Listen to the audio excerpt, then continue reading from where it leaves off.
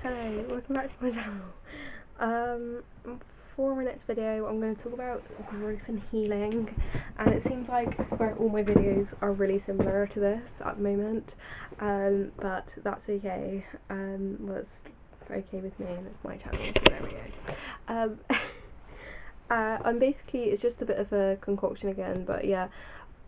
Basically of videos that I've watched and ideas that I've kind of come up with as well.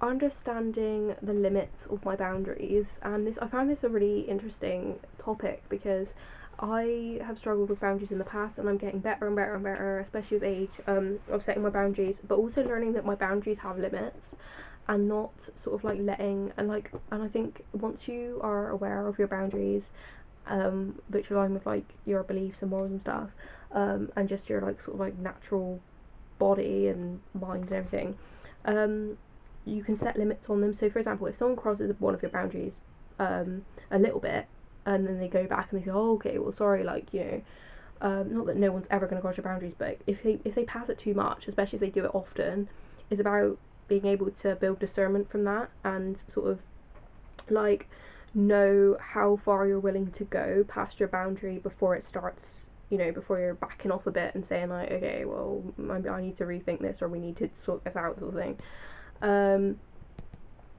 And realizing that life isn't going to be perfect, you're not going to do things perfectly, which as a perfectionist or an ex-perfectionist or a recovering perfectionist, shall we say, that is something that is helpful.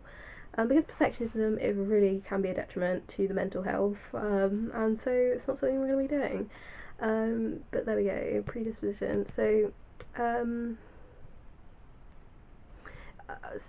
back to this boundaries thing. So this woman just said, sorry if it's a bit bitty bobby, it's because I'm reading from notes, that she released something like a weight of the time she was willing to invest into situations where people were, you know, violating her boundaries, because that's been something that I've had to think about recently as well, where I've spent a lot of time like processing, not only like, because obviously as a child you experience trauma, you look for that trauma and repeat the cycles of your childhood that sort of like help you overcome it in the end, and that's kind of like how we're built, if you like, or how a lot of things work out. That sort of things like beat yourself up out, it's where it's like it happens to everyone. But she spoke about when you have boundaries that it can release, yeah, a weight of time that you're willing to invest in future situations that violate your boundaries.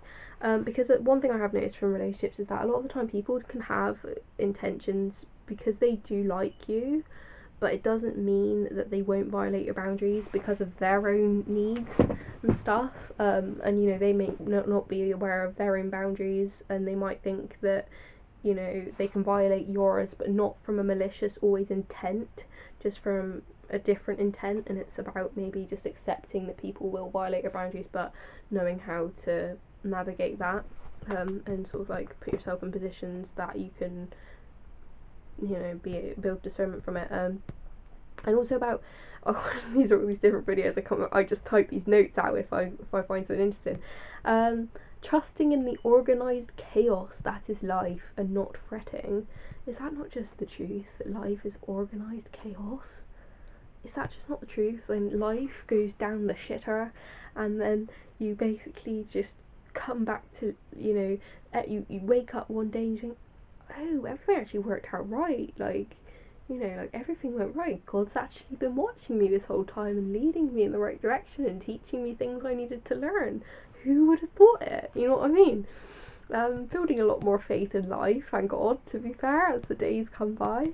But learning also that things like this too shall pass, which is actually a Bible quote, to be fair. And learning, she was talking about being like, I've been trying to be with the uncomfortable recently, because as a child it's normal, I feel like, to flee the uncomfortable in some situations, especially if you haven't got the tools, or haven't been taught how to deal with uncomfortable situations, loosely said, to disagree with life's disorganised chaos and just not fret about it, and not fret about the past and the future, and realise that there's going to be ups and there's going to be downs, and every down must come up and every up must come down. and that is so true, and change is always possible, building natural brain pathways. And not all. Quick thing before I start tangenting too far, I did see this video, this psychology based video, where she was talking about 2 wolves inside your head. You've got, oh, was it about wolves? Or about seeds? I think she was talking about seeds. Planting seeds in your head and basically watering the good ones and not watering the bad ones. And then you can think about that in terms of thoughts. And so like that can help, like, you know, not having negative, because you think more of what you think, if you like. So if you think more of bad things about yourself, you're gonna carry on those bad thoughts about yourself, if you know what I mean. So yeah, I'm sorry if I rambled or just went off a bit at the end, but there we go. I've still got another video I want to refer, so I'm gonna sort of like go to that now. Thank you for listening.